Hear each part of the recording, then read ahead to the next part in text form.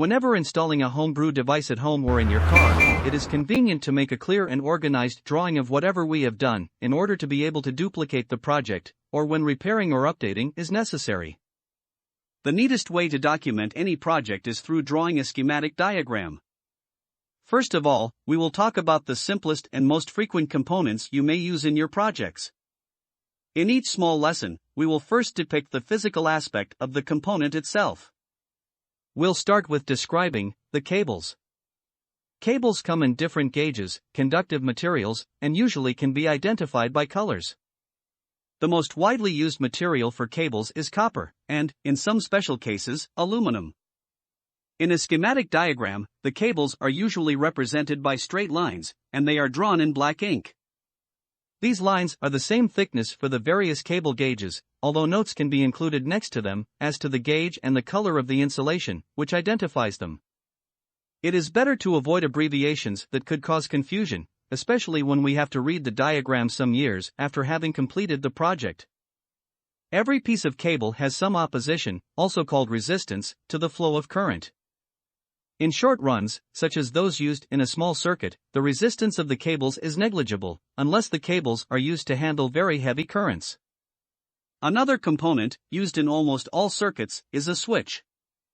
A switch is made up of a pair of contacts, which can be manually moved together or put them apart, in order to be able to start or stop the current flow whenever necessary.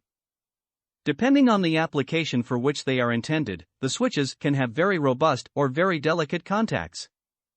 In this drawing we can see a couple of simple switches, and their physical aspect.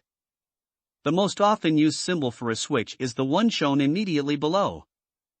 As in the case of wires, the size of a switch symbol on a schematic diagram has nothing to do with the actual size of the switch in real life.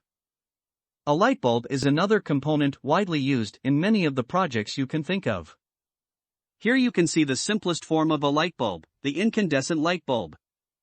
It consists of a glass bulb, either using vacuum or some inert gas, and a small filament made up of a metal called tungsten, which, when electric current goes through it, heats up enough to glow with a yellow light, which serves for home lighting, or can also be used as a power indicator for some devices. Although incandescent light bulbs are very useful for our explanation, due to their simplicity, they are inefficient, and much of the energy they consume is lost as heat. Another electric component is the chemical cells, which produce a low voltage and are used in many portable devices, such as flashlights, watches, remote controllers, as well as other portable equipment. For the purposes of this explanation, we will use them as a power source in our first circuit. Cells come in two types, primary and secondary.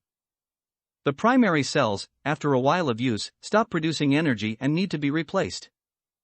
Secondary cells, when they lose their ability to produce energy, can be recharged again and reused hundreds of times. Using several cells connected in series, that is, the positive of one cell connected to the negative of the next cell, in the form of a string, a higher voltage can be obtained, for greater versatility. This string of cells is called a battery.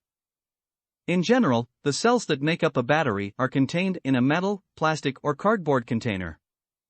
Depending on the type of cells they contain, batteries can be primary or secondary. Now, we are ready to draw the schematic diagram of our first circuit.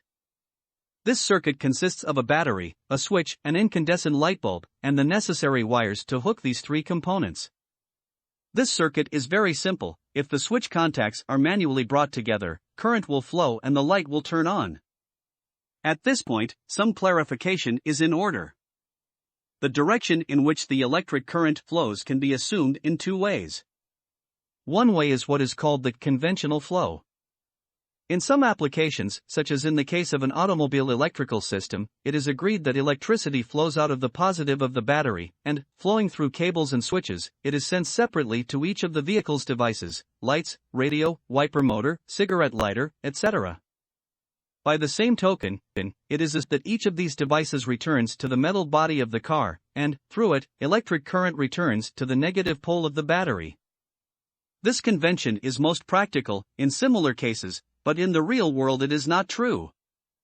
The truth is that current actually travels, in the form of subatomic particles called electrons, coming out from the negative pole of the battery, and, through the metallic bodywork, enters through the ground connection of each of the car's electrical devices and returns to the positive pole of the battery through the cables and switches, in order to close the loop. This convention is called electronic flow. However, we can see that, at least in this application, it is much easier to think that the current leaves the battery through its positive terminal, and is distributed to each of the accessories, finally returning to ground. We are done with our first lesson, and we cordially invite you to subscribe and follow this series.